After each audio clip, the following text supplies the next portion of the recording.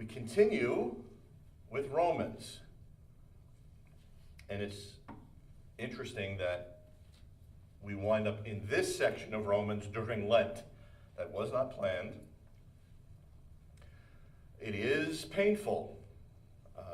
If you think it's painful to sit and listen, try preparing these lessons for the week.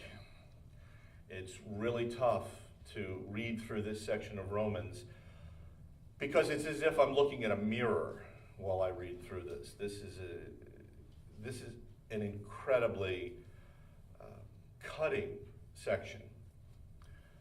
Let me read through the second half of Romans chapter 2, which unfortunately I had to break up simply for length, but all of Romans chapter 2 and half of Romans 1 up to chapter 3, as I mentioned last week, that's all one whole section, and it is one continuous thought by the apostle.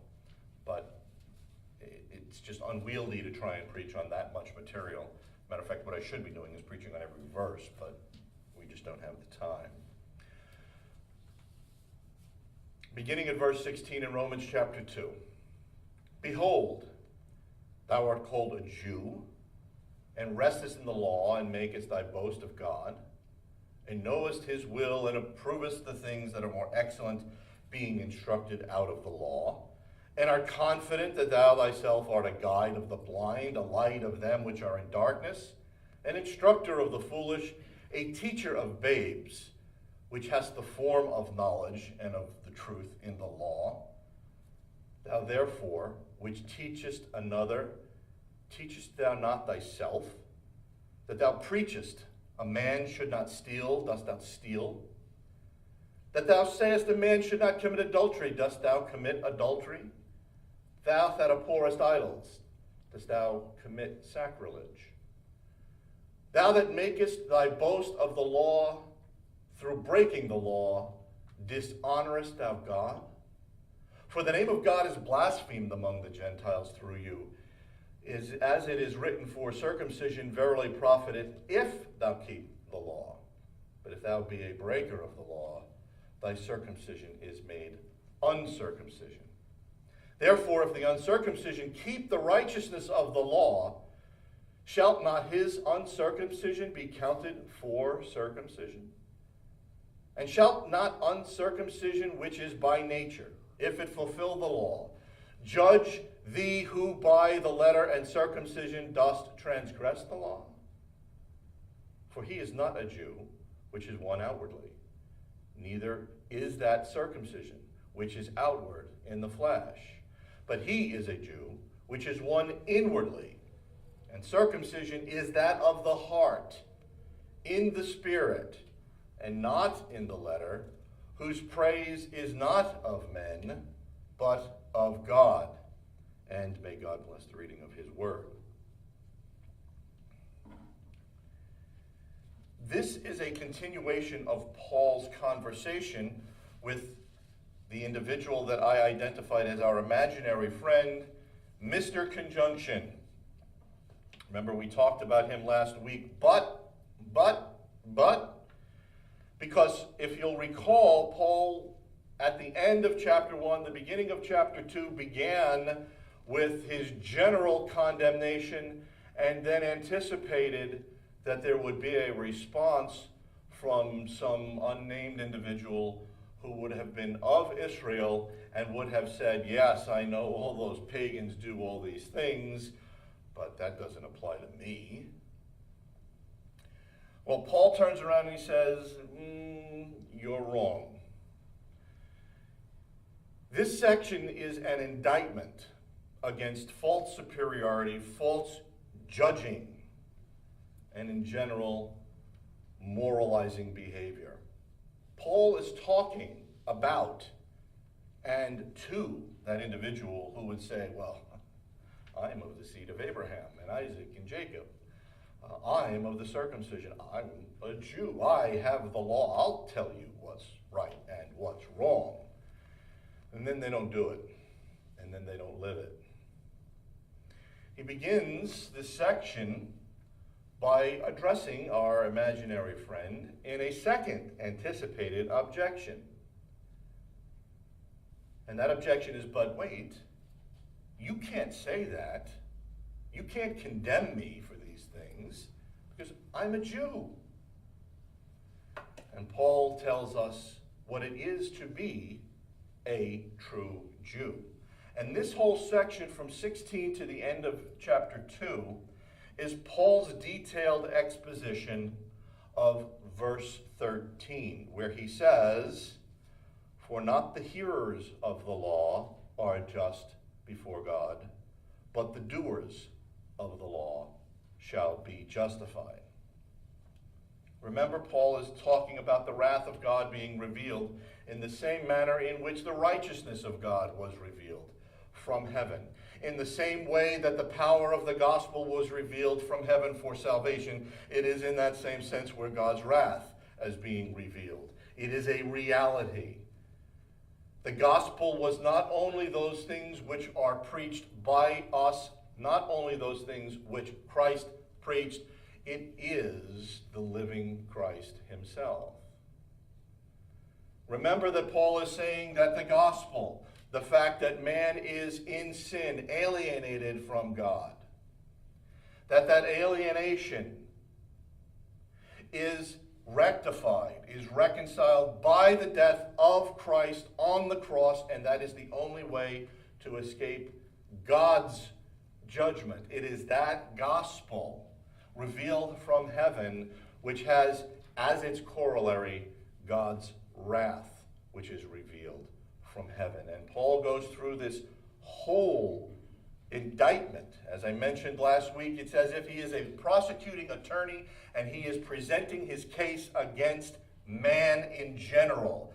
And from chapter 1 to chapter 3, he breaks that indictment up into various categories. One is the general indictment of all men. Here he is indicting the Jews. And he will get to the indictment of the Gentiles in a moment. So he turns around, and in the first, and I'm going to deal with this morning in 3 sections. I'm going to go from verse 17 to verse 20, 21 to 23, and then 24 to the end of the chapter.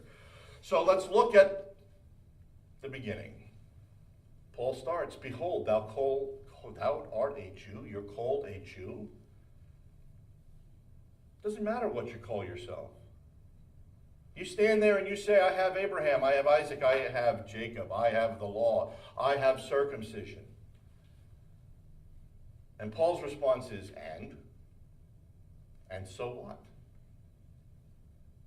Remember, he said that there is no respecter of persons. He's laying out his indictment for sin in chapters 1 and the early portion of chapter 2. And what does he tell his people? Mr. Conjunction pops up and says, but wait, I don't do those things. And Paul says, oh, well, actually, yeah, you do. And we'll get to that in a minute. He says, but yes, you do those things. And it is just as sure that God's wrath, that salvation is for the Jew first and then to the Greek. It is in the same sense that judgment is to the Jew first and then to the Greek. And you, my friend, are judged.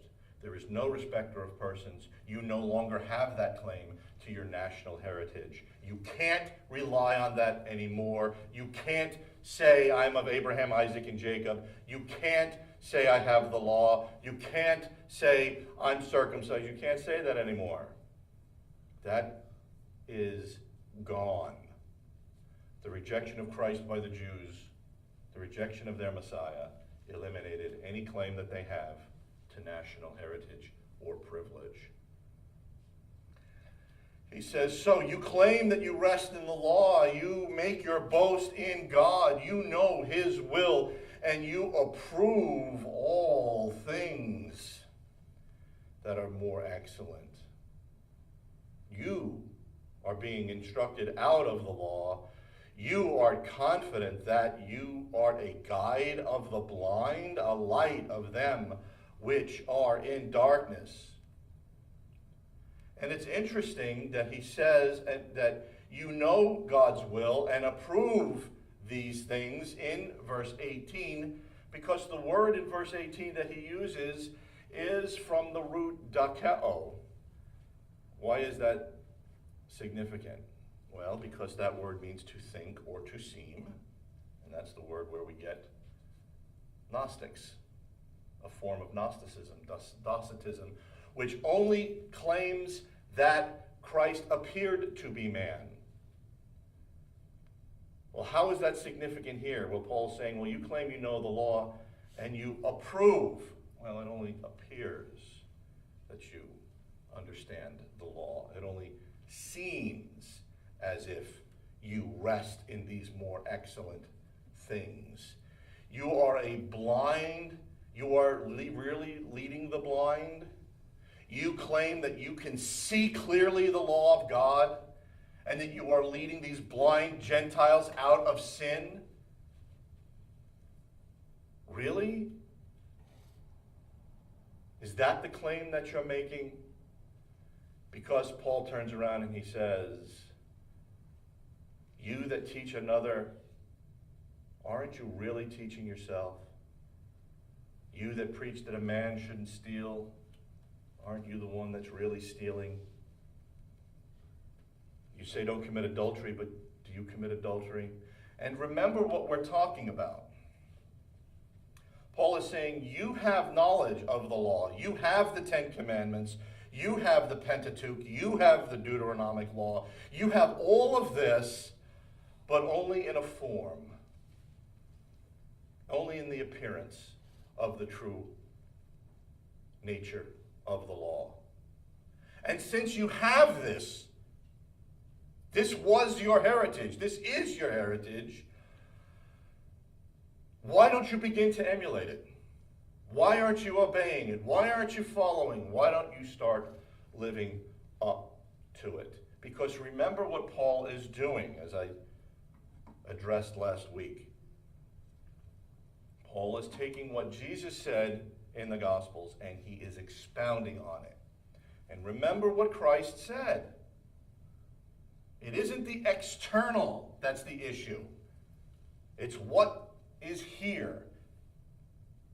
It's what's coming out of you.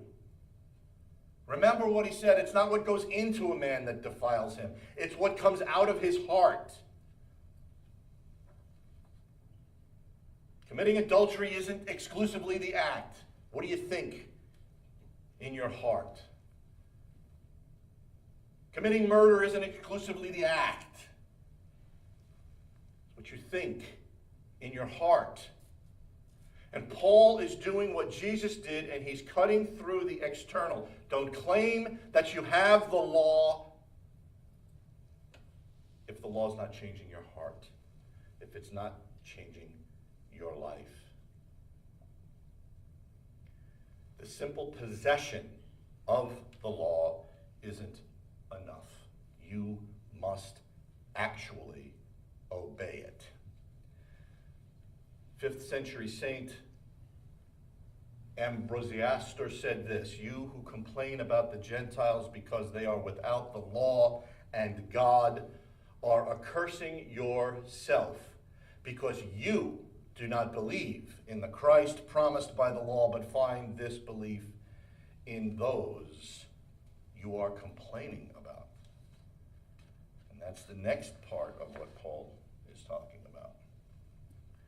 Verse 23 is directly addressing this false concept, the external possession versus the internal belief. And what he says is, and I didn't continue, but he says, you that make boast of the law by breaking the law, dishonorest thou God? And Paul is citing Isaiah, the last section of Isaiah 52:5, where God, in condemning the Jews, says, and my name continually, every day, is blasphemed. The indictment that Paul is making here is horrific. When you consider all of the blessings that are given the Jews. The Ten Commandments, the law, circumcision. All of this revealing the true nature and character of God. All of this indicating that obedience comes from the heart, not the ritualistic, external following mechanically of something written. Paul is saying you can no longer call yourself a Jew just because you have these things. It doesn't matter what you call yourself. If I walk into a gas station, if I walk into Pep Boys, if I walk into AutoZone, it doesn't matter. If I walk into any of these places and call myself a car, does that make me a car?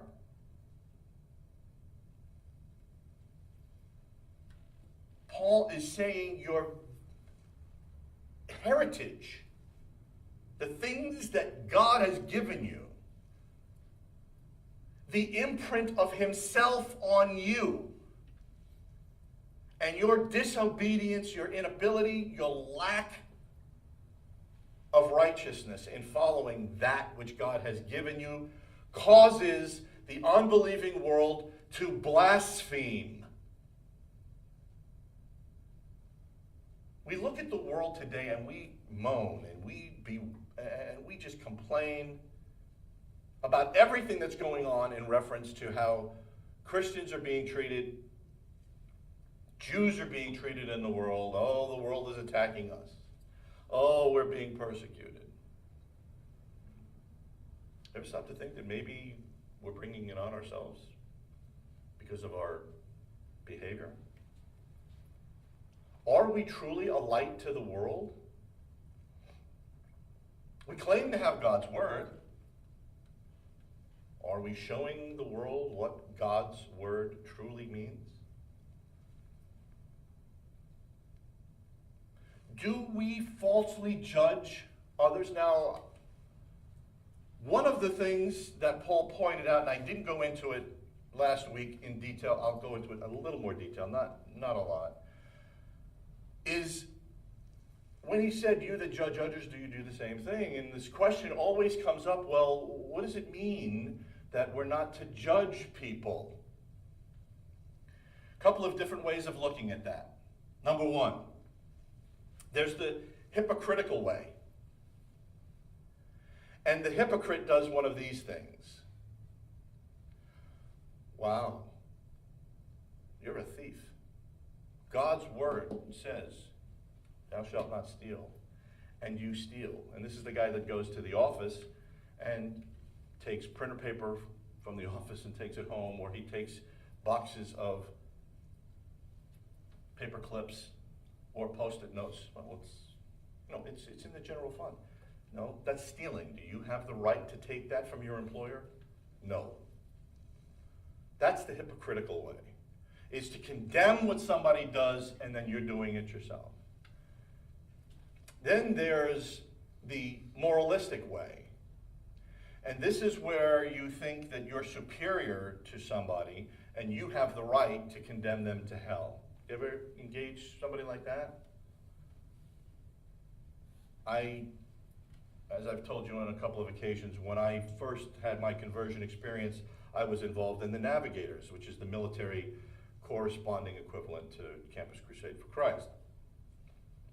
I don't know how many times I used to run around saying, well, you're just going to hell.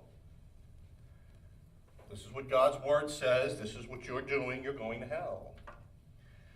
And if I had actually read Romans chapter 1 a little more closely, I don't have that right. Why don't I have the right to say anyone is going to hell? Because Paul says in Romans chapter 1, if I'm not obedient from my heart, the mere external following of things means nothing. And therefore, I am guilty of the same thing I'm condemning this person for. I don't have the moral right to condemn anyone to hell.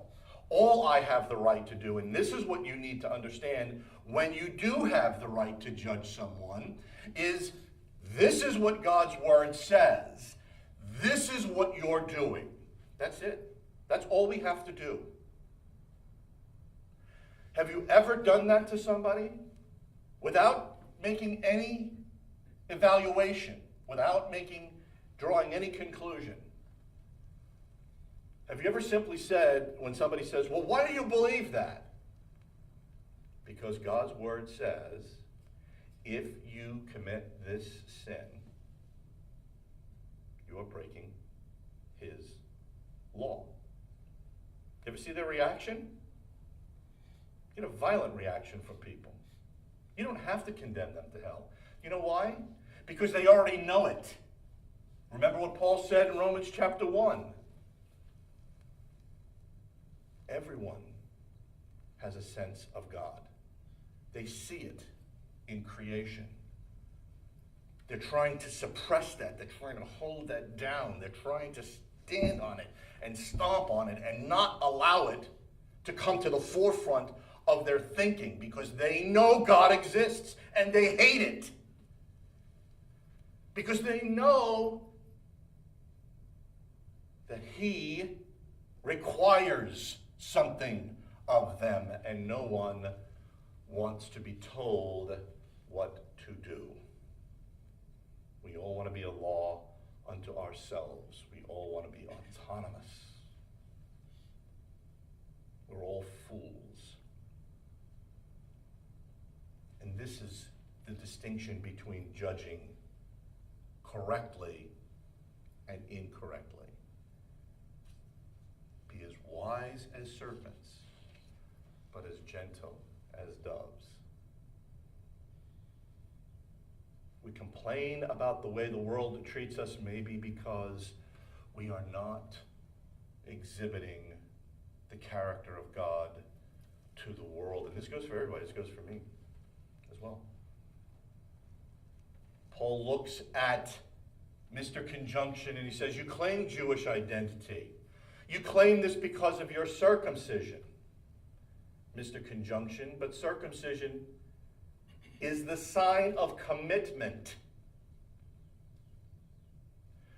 Your circumcision is God's pledge or God's grace to you, Mr. Conjunction.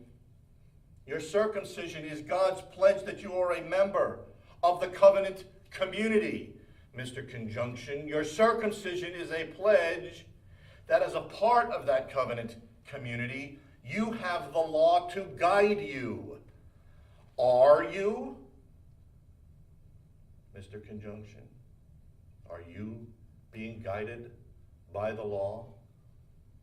Or do you simply stop at your circumcision? As God has committed himself to you in circumcision, have you committed yourself to him because of your circumcision? Paul is dealing with that person, and maybe you've had this conversation. I know I've had this conversation. I know I was this person. You ever deal with the person that no matter what you tell them, doesn't matter, they always have a story to trump what you say? Doesn't matter. I was in the war. I was killed in the war. Oh, really? A nice conversation. I mean, you've met, I was this person. And if I ever do this, please smack me, because it drives me crazy. Yes, well, I was in a car accident. I was in 3. Okay? I had a divorce. Had 3. Why are you bragging about that? There's always something. Always something. I broke up with this girl. I know. I was left standing at the altar. Shut up. This is who Paul's talking to.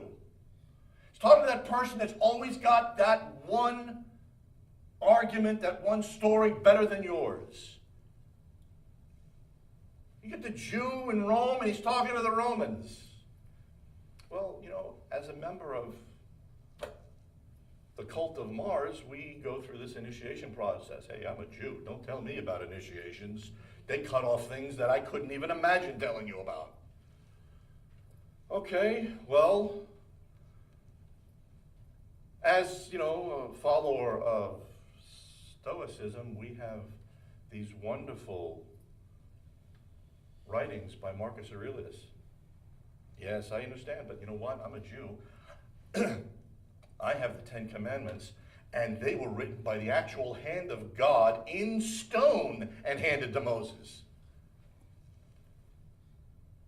Well, we worship the pantheon of gods. Jupiter is our great God. Yeah, I know, but we have Yahweh, who parts seas and destroys nations. And Paul's looking at this guy and he's saying, and because this is how you interact with somebody, they blaspheme God because of you. That's not what your circumcision is for. And next week, I'm going to draw the parallel between what I've just said and the Christian life. So I want you to keep this in mind. I don't want to go into it today because this is leading up to the final anticipated argument that Mr. Conjunction will ask Paul, and that is, well, then what good is it being a Jew? Remember, he's a prosecuting attorney. He's setting up his case. But I'm going to hold that until next week, so if you want to know, come back. So Paul is saying, your circumcision is not merely the cutting of your flesh. God cut himself into your life. And you think that's where it ends? That's all he wanted? They blaspheme God because of you, because your circumcision, not followed by obedience, profits nothing. It has become nothing. It's become as if you were uncircumcised. Why? Well, because if pagans who don't have what you have do the things by their very nature that you're supposed to be doing, who now is the real circumcised? Who truly is of the circumcision?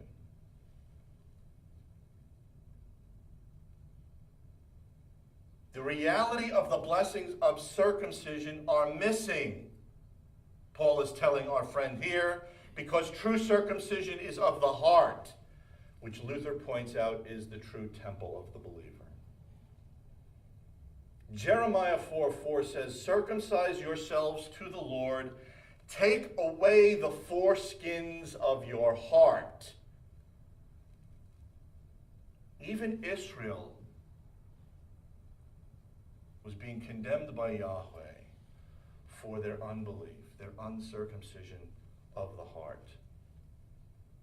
Paul is telling our Jewish friend here, very simply, practice what you preach.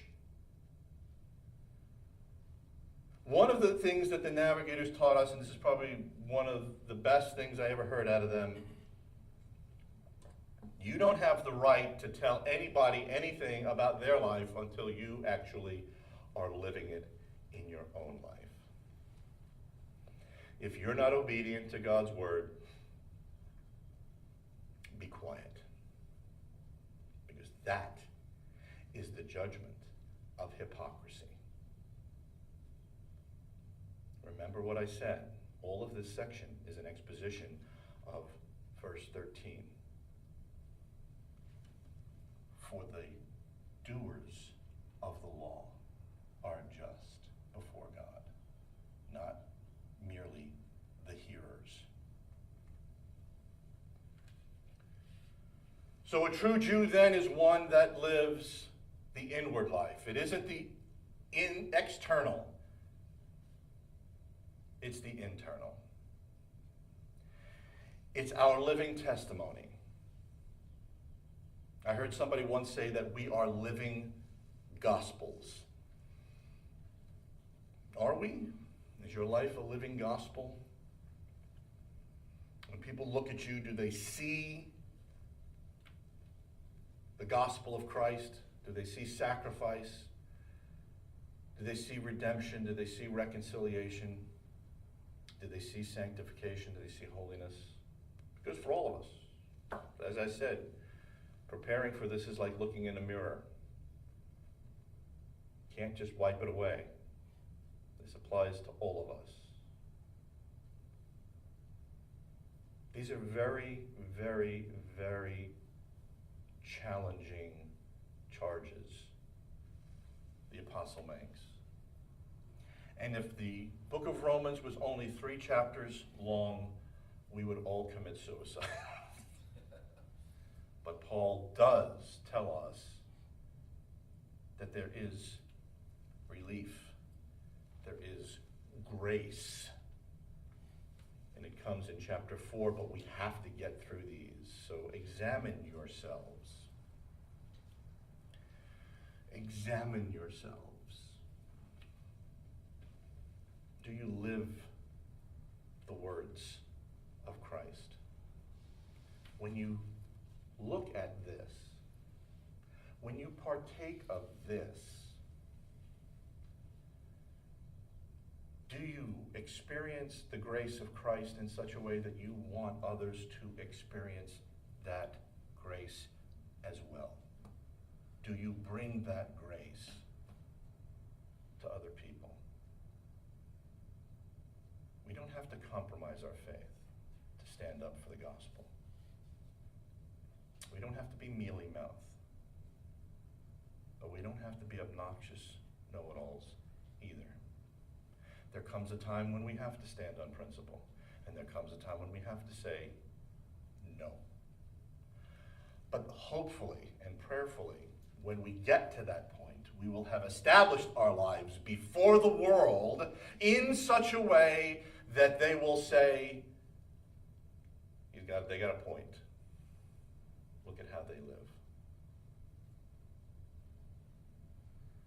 I'm going to close with a very brief story, and it happened very recently. You may have heard us talk about this.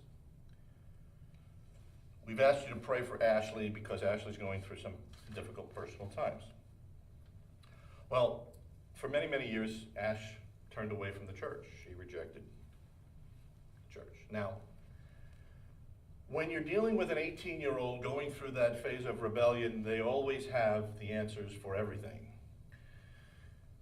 Well, what about this atheistic position? Or what about this argument against Christianity?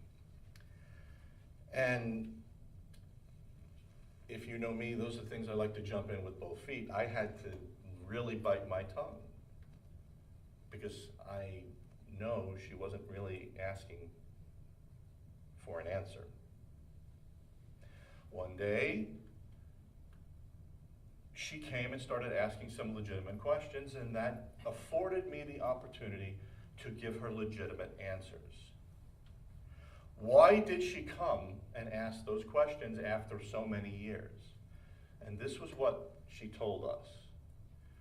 It was because of the way you lived your lives before me. You see, she's an observer. She sits back and she watches. And she saw that this wasn't something we put on Sundays and then took off on Monday morning. And if you ever get a chance to talk to her, ask her, because she said this was your life. And she said, if the people that I respect the most, who I think are reasonably intelligent, believe this and live it, it's something that I need to examine. I need to look at this a little more closely. That's what we want the world to say. We want the world to be convicted, not exclusively because of what we say, but because of what they see in us. Because they see in us this, the grace of God exhibited in a great, the greatest sacrifice man has ever known.